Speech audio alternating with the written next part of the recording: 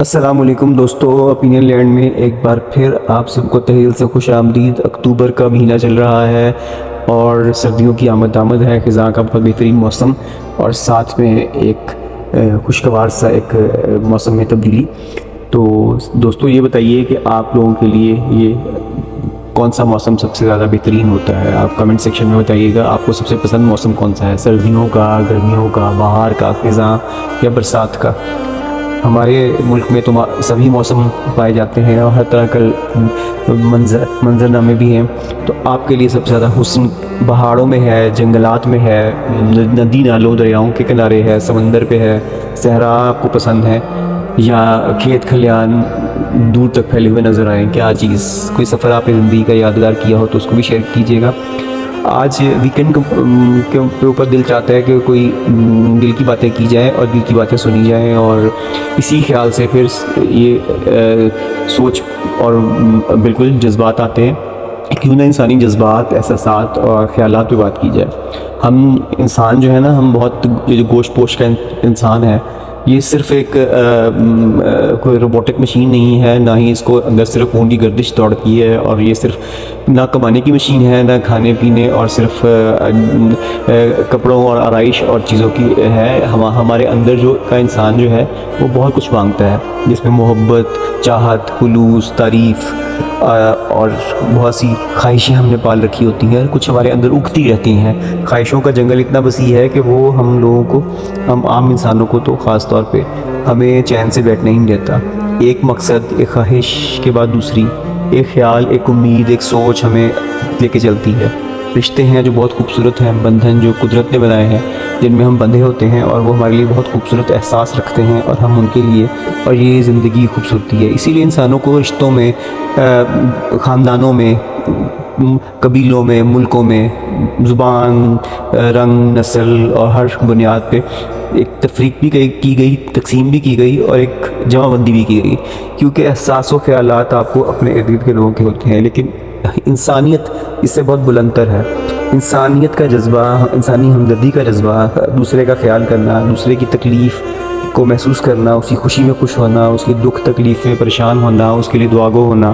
اور اس کے لیے اچھی سوچ رکھنا، یہ بہت خوش نصیب لوگوں کو میسر آتا ہے۔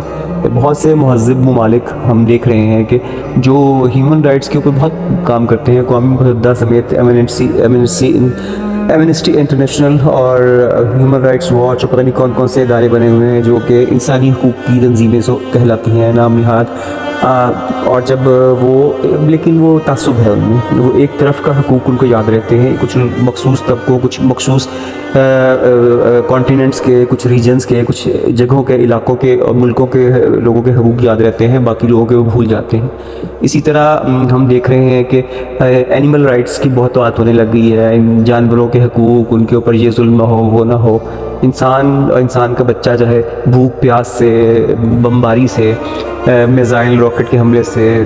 اور ہر قسم کی انسان کی تخریب سے مر رہا ہو، اس کے اوپر تکلیف نہیں ہوتی، اور ہم ان لوگوں کے بارے میں بھی نہیں، ہم انسانوں میں یہ دنیا بڑی ہی دوغلی، بلکہ پتہ نہیں کتنے چہروں والی ہے، یہ موجودہ دور کی دنیا ہے۔ ہمیشہ سے ظلم ہمیشہ سے ہوتا رہا ہے، لیکن اب کے انسان بہت زیادہ چہرے لے کے پھرتا ہے۔ ایک طرف انسانی حقوق کی بات ہو رہی ہے، دوسرے جانوروں کے حقوق کی بات ہو رہی ہے، دوسری طرف جی پولیوشن کے اوپر، جی آلودگی کے اوپر بڑے ہو رہے ہیں کہ جی بیماریاں نہ پھیلے، یہ نہ ہو، فلاں نہ ہو، اس طرح نہ ہو، اور کہاں پہ فاسفورس بامز گرا کے اور ملبے کے ڈھیر بنا کے اور خوراک پانی ناپید کر کے، ادویات اور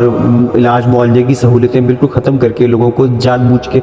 مارا جاتا ہے، جینوسائیڈ ہوتا ہے، لیکن اس پہ کوئی کچھ نہیں بولتا، اس پہ کوئی آواز نہیں اٹھتی، کوئی ان ملکوں پہ جو یہ کام کرتے ہیں پابندی نہیں لگتی۔ تو انسان کے وہ سارے جذبات، احساسات جو ہوتے ہیں، جو محسوس کرتا ہے انسان دوسرے کا دکھ، وہ کہاں گیا ہے؟ کیا یہ بے حسی کا دور ہے؟ بے حسی کا دور یقینی طور پہ ہے۔ تو پھر ایسے ہم فلمیں، ڈرامے اور ایسے ہم بھرے پڑے ہیں میڈیم سارے، یوٹیوب، نیٹ فلکس، امیزون اور پتہ نہیں ہولو، ڈزنی، اور ہر جگہ دنیا میں فلمیں بنتی ہیں جو انسان کے بڑے گہرے جذبات اور احساسات کے اوپر مبنی ہوتی ہیں۔ تو وہ لوگ کون ہیں؟ وہ ویسے شاعر، ادیب، وہ لکھاری کے در گئے، وہ والے سوچ رکھنے والے اور وہ جو لوگ تھے جو میڈیا پہ موجود ہوا کرتے تھے، جو صرف ایسی چیزیں پیش نہیں کرتے تھے، ایسے حقوق دوسرے لوگوں کی حقوق کی پامالی کے اوپر کھل کے لکھتے بولتے اور بات کرتے تھے، اور ان کے لیے آواز اٹھاتے تھے، ان کے لیے نعرے لگاتے تھے، اور ان کے لیے جلسے جلوس بھی کرتے تھے۔ آج صرف اپنے مقاصد کے لیے جلسے جلوس ہوتے ہیں۔ ہمارے ملک پاکستان کو دیکھ لیجئے تو یہاں پہ صرف اپنے مقاصد، سیاسی مقاصد کے لیے، اپنی شہرت، ناموری اور اپنے آپ کو ایک جرائم اور اپنے عیبوں پہ پردے ڈالنے کے لیے روز دھرنے جلسے جلوس ہو جائیں گے۔ لیکن وہ جو بڑے نام نہاد ملک و قوم کا اور دنیا کا اور انسانیت کا درد رکھنے کا درس دینے والے لوگ تھے، ہم ان کو کہیں چھپے بیٹھے دیکھتے ہیں۔ ہم نہ ان کی آوازیں سن رہے ہیں، نہ ان کی شکلیں دیکھ رہے ہیں، اور دنیا میں بہت بڑا ایک نسل کشی ہو رہی ہے ہمارے ہی قریب خطے میں، اور ہم اس پہ کل خاموش ہیں۔ اور کیا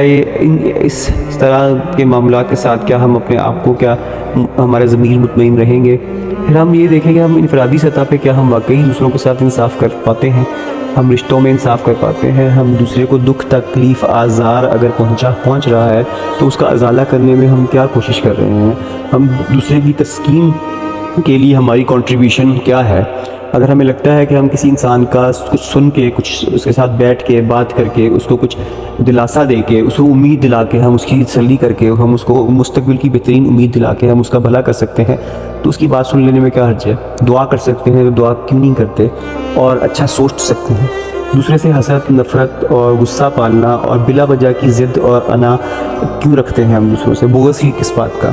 اور جب ہم قدرت کے دیے پہ راضی نہیں ہیں، اگر نہیں ہوتے، ہمیں یہ لگتا ہے کہ دوسرے کا حصے کا رزق اور اس کی خوشیاں یا اس کا سکون یا اس کو جو بھی نعمتیں ملی ہیں وہ اگر چھن جائیں گی اس سے، تو وہ آپ کے یا میرے دامن میں گر جائیں گی، تو یہ بہت بڑی بھول ہے۔ وہ انسان شدید ترین بھول کا شکار ہے، وہ دنیا اور آخرت دونوں برباد کرنے پہ تلا ہوا ہے۔ تو ابھی وقت ہے ہم سب بیٹھ کے سوچیں اور اپنے انفرادی ضمیر کو اور اجتماعی ضمیر کو بھی جھنجھوڑیں، ان لوگوں کی آواز بنیں جو تکلیف میں ہیں، درد میں ہیں، پکار رہے ہیں، جو دیکھ رہے ہیں کہ کوئی ان کی مدد کو آئے، کوئی ان کے لیے کوئی مسیحا بن کے آئے اور ان کے زخموں کا مداوع کرے۔ اجتماعی اور عالمی ضمیر کو شدید ترین طریقے سے جھنجھوڑنے کی ضرورت ہے۔